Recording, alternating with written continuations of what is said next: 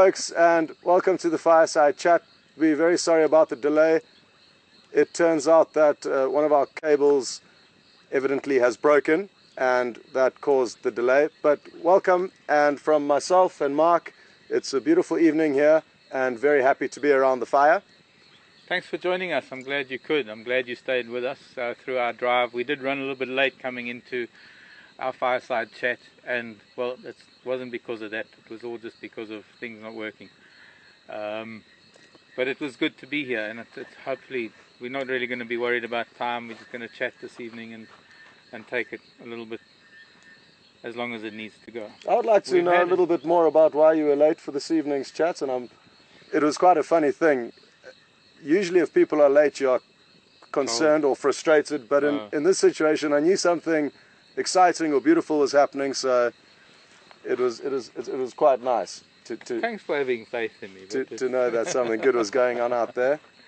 There was. Well, I think the beauty of it was the sunset, and then of course the reality of it was getting back to the lion and the buff on the kill, or on the buff kill.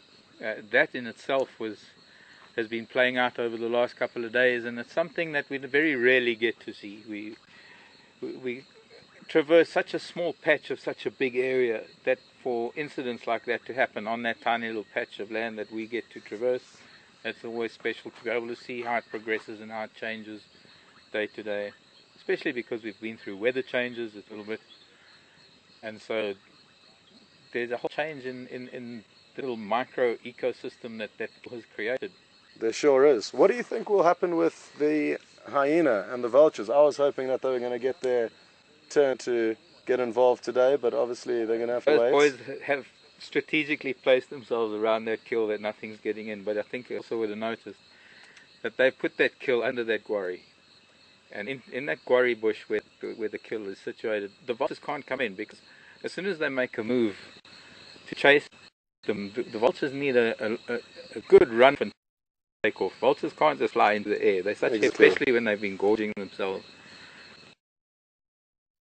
So it's very difficult for them to get down, not only even if it was out in the open, and you've also probably seen carcasses out in the open where lions are compelled to lie in the shade, and then the vultures come down and they've got to rush out of the shade in the heat of the day to chase the vultures off. But lions are clever, they've got it under their quarry to chase the vultures off. But these lions are clever, they've got it under that quarry bush. The vultures aren't getting near it. They have done well. They have done well indeed. Did you see any vultures near it? I mean, the closest were the hooded that were just on the dead tree and that buffalo thorn we above saw the kill. 2 hooded vultures on the ground when we arrived, not far from the carcass, but like you say, they were on the only small kind of runway in the area. Yeah. And if they had ventured any further towards the carcass, like you say, their escape routes or runway is very limited. They're the most tolerated of all the species of vultures, because they also eat the feces of the predators. Yeah. And especially things like the cats, because they don't digest that much of. They don't digest the hair, they don't digest the bone. So there are always fragments that are coming out that a vulture can actually use with its own digestive juices. So hooded vulture has got that ugly job. So I think the lion and the dogs and the leopard, I've seen them where they've actually followed packs of dogs.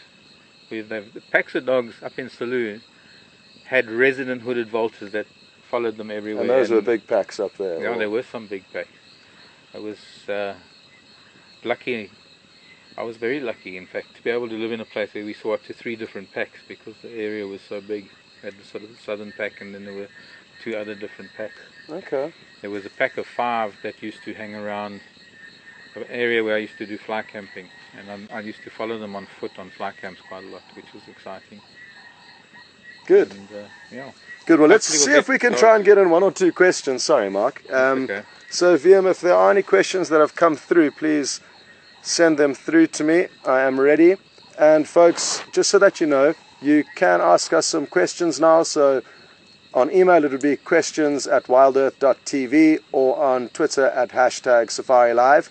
So send through some questions, and it is a great opportunity to chat about things that aren't necessarily related or relevant to what we may be looking at when we are out on drive, whereas now we could chat about anything. So send those questions through.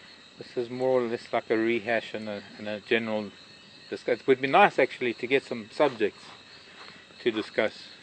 We can't unfortunately get guests on our show, but of course it would be nice if we could, and we used to, if it was a little bit more consistent. But we've got only a few fireside chats left, and it would be nice to, if there was anything that we'd really wanted to discuss in depth, it would be nice to get some suggestions. Yeah. Well, we do have a good question that's just come through, and it's targeted at both of us, so we're each going to have a turn at this. Okay. And it's from Craig in Salt Lake City. Good evening, Craig. Welcome to the Fireside Chats. And Craig has asked whether he understands that we love Africa, and that's why we are here doing what we do, and that's spot on. But he's interested to know whether we've traveled outside of Africa, and if we had to live anywhere outside of Africa, where would it be? So that is a good question, and I'll let Mark go first. Yeah, thanks, dude. Okay, yes, I have visited. I've visited twice, I think, in my life. Yeah, that I've left Africa and gone for a brief visit elsewhere. One and the last time was in a long time ago. It was 1996. I went to Europe and the States, and I spent a bunch of months doing both. It was a bit late to be traveling the world, because most people do it when they're sort of having a gap year or something, because when you're youngsters you can tolerate a lot of things. You can go to backpackers things, you can live in tents, and you can do overnight trails and sleep under a tree. A little bit more flexible. I was in my 30s, so I needed a little bit more comfort. But I was very lucky that I had some people to go and visit, and family, and it was nice catching up with people. But other than that, there's nowhere else I can live other than Africa. I mean, there's no question about it. That's not the question though, Mark. The question is, if you had to choose somewhere, you could choose anywhere. The Amazon, the moon. The moon's debatable. I don't know yet. I'm still thinking about it. I would be part of this Mars trip. Okay. You know about this Mars trip? I haven't heard too much about the Mars trip. There are a bunch of people that are being recruited to. I mean, it's almost like something out of a movie. But there are these scientists and people that are being recruited for a manned mission to Mars. But it's a one-way ticket. Okay. Because it takes so long to get there, and once you're there, there aren't the initial stage rockets to be able. It's going to take a lot of evolution to build them from the base materials on Mars than it is in the modern world of Fair enough. the Earth. Well, I think you'd be a good member to have on board to a trip to Mars, Yeah. with all of your skills. But they might be moot there if there's nothing. This is true. For myself, Craig, I've never been to the Amazon, but it is something. It is a place that I would love to go to, and it is a wilderness area that, due to its incredible wildlife and its magnitude, it is a place that I would love to go to. So South America is a place, I guess, where I could potentially end up. But there's so many beautiful wildernesses in other parts of the world other than Africa.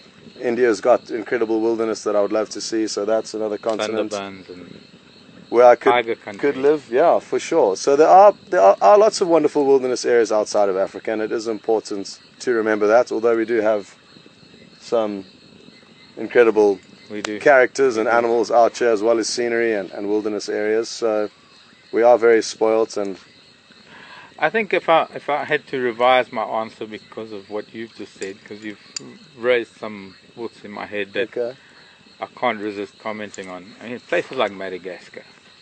I mean, it's part of Africa, but it's an entirely different planet, because they're mammals and birds and plants. There are 14 different baobabs on Madagascar. Yeah. So that would be something to visit. For sure. But I agree with you with the Amazon. I think that would be incredible, because everything would be so new, but it would be so vast that it would almost be overwhelming, and it would take something like that to be so overwhelmed. I think also the Pantanal, which I've learnt is sort of a South America's answer to the Okavango Delta, but different. Yeah. So I think there are a lot of places that, come to think of it, to visit, yes, but there's no place like home. For sure. There, I clicked my heels Sure. together. My Mopani felt. Good, well, thank you very much for that question. And Viam, if you've got another one, we are ready for you, sir. What would be your center of your universe? I mean, if mine is the pit of Mopani felt, what would be The yours? Mopani Veld of Timbavati. Mm, Okay, hold on, I do have a question. okay. Viam to the rescue. Not evading the question, just Viam to the rescue. We all have our own center of our universes that we think is the one place that is home, like Dorothy had. What was it, Kansas? Yeah, we've got a question through from Casey Marie in Kansas. Good evening, Casey Marie, and welcome Kansas. to the Fireside Chats. Now, Casey's given us a lot of compliments and says she's been loving the drive, so we thank you for those compliments. And Casey. she is intrigued to know what we will be doing when our stint now with Wild Earth comes to an end on the 31st of January. I'll go first this time because Okay, Mark you went go. first last time. My plans at this stage are to probably base myself in Cape Town. It's a beautiful city with a lot of nature on your doorstep, and for me, I think it is time to base myself in a city and then try and do as many safaris and jobs in the bush when they come up. So ideally, and this is an ideal world, I would spend half the month or half the year in the city and half the year in the bush doing privately guided safaris, or potentially another stint with Wild Earth in the future. So that is my plan, to go down and settle in Cape Town. I did spend 3 years there when I was at university, so I am familiar with it and love the city. So that is probably my plan, to drive down from here to Cape Town and set myself up there. So, yeah. Mark? It's a nice plan. Thank you. Thank you. I've upped and moved to Cape Town once before, funnily enough. Yes, Being I remember you telling me stories about the Mammoth voyage in your landy. on my landy with my bonsai trees. Yeah, it was mammoth. It was quite incredible. And, it was a life-changing event for me. But it was also the one thing I think that you're going to love about Cape Town is, first of all, the fynbos. Yep. And of course the mountains. The mountains and the sea. And when you miss an elephant, go and look for a whale. Exactly. And somehow there's that same peace of mind, there's that same serenity that you get watching Ellies. You get that when you're watching whales. And go and visit Gansbaai, where the best whale watching is. Yeah, yeah. That is another thing that Cape Town is great for. Like So Mark for me, says. what I'm going to do, I haven't the faintest idea. I'm going home. I'm going home to see what the elephants have left me, what the rain has left me. I think my roof's fine. I braced it before I left. I've got a pile of thatch outside that needs to be looked after. I've got a lot of work to do. I've got to sort out a roof. So you're going to be doing some DIY when you get home. Yeah, a little bit of Okay. maintenance. And I never know when the next thing's going to come up. I might have something coming up for Salati, or don't know. I've got to also put myself out there and start trying to get some safaris up and running. That is the beauty of this industry, though, Mark, and you'll know better than anyone, is that because it is quite it is a very small, close-knit community of guides and camp managers, and you end up knowing everybody after a short time in the industry. So if you are ever looking for work, the message spreads very quickly. And just like the way I got this job, I'd been back in South Africa for a week, and I got a phone call from a friend of mine from a lodge where I used to work, and he had heard through another friend that this job was available, so sent through my CV, and here I am. So, and that was after being out of the country for 2 years. I'd been back for a week, hadn't even looked for anything. So jobs can often find you, which is well, I think the beauty of it. it's all part of following your heart, because when you do something that you love, that somehow the universe will just always somehow bring it to you. I don't know, it's something that happened quite a lot in my life. I agree, sir. You get obstacles and you get a lot of things that you have to fight against, but ultimately when you're in the right place, the right thing happens at the right time. And it's like this gig right now. Being here at Wild Earth was very similar to me. I was at home, and I was wishing for something to do for more than just a few days during the summer and interval periods by freelancing, and this came up to do the whole of summer in the Sabi Sand. It was a gift. It was so. This is our gift to you, is that we love doing this and we love being able to do what we do. We do indeed. We do indeed. And speaking of which, because it has been the weekend, sadly we have had no luck getting a mechanic for Jigger, but hopefully tomorrow we're going to try and deal with it. Yeah, get our best to get Jigger back up and running, because that is priority. going to help us show you what we love doing, and that's getting out there and showing you as many animals as we can, or plants or trees or anything. And that's why you're going to be on drive in the morning and I'm going to be dealing with the Jigger problem. I'm happy with that. I think you're a better person to deal with Jigger than me. Oh, okay. What if I said I'm a better person to deal with it? It's my turn tomorrow, Mark. I know it's my turn. No, I'm not. Who am I to judge? But it is. Yeah, I can't believe how you just fell into this so well. I've been very fortunate, Mark. I really have. And no, you haven't. You've done it yourself. It's been you, Scott. We've had so many other presenters over the years that have, I guess, in a way, come and gone because they're not here. But there is a way to that you can fall into it straight away, that it feels natural, because it's not about stage fright or thinking that. It's not about that kind of a thing. It's all these people that are sitting around us right now. I've got such bright lights on, I can't see anybody, but I can imagine that our whole audience is just sitting there, and they're sitting on camp chairs and they're listening to us talk on the fire, and that's a hard thing to fall into easily without trying to put on a persona or something. Do you know what I mean? Yes, I do, and thanks very much for your kind words, Mark. That does mean a lot to me, so thank you for that. And on that note, well, how much fun did you have with leopards lately? Oh, it's been incredible. You got some pretty amazing photos. You got something in your ear. I've just got a question coming through. Let's try to squeeze in one more question, but carry on asking. Okay, one more question, Vim, and then I'm going to answer your question as well.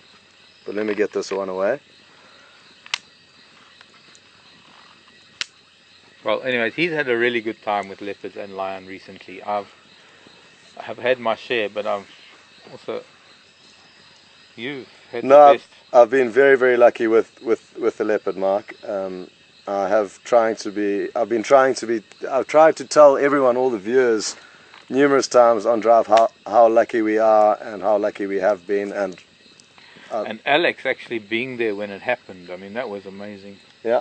Because Alex has also had some phenomenal time with the leopard and the lion, and he was there when after I left the lion and they'd been sleeping, and he got there and they started hunting and they killed it. So he's also had a fantastic week this last week. Yeah. So it is great for us to be able to also show you, the viewers, as much as we can, and just for our own personal satisfaction. We're all in the same vehicle or boat, I guess. We're all trying to, or wanting to see as much as possible. So when the going is good, like it is at the moment, we're all in the same dung ball. Yeah, exactly. We've got one more question that's come through from Patty. Good evening, Patty. It's been a question that's been asked very much, so I think we need to put this one to bed now. Oh. And Patty's question was, why is Jason's nickname Romeo? And you could let your imagination run wild, or I could also possibly just say that it would be too long to call him Casanova over the radio, so Romeo is just a little bit shorter than that. So as opposed to Casanova, we have chosen Romeo, and that should explain to you why he has got his nickname. So I'm glad we put this one to bed, because there have been so many people asking about this. And folks, we've just got about a minute and a half left. Is there any chance we can show the moon from...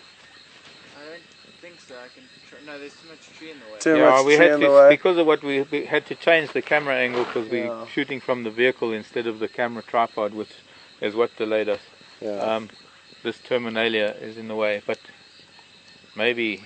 But it is a beautiful full moon. It is full tonight, it appears. Yeah, it is full.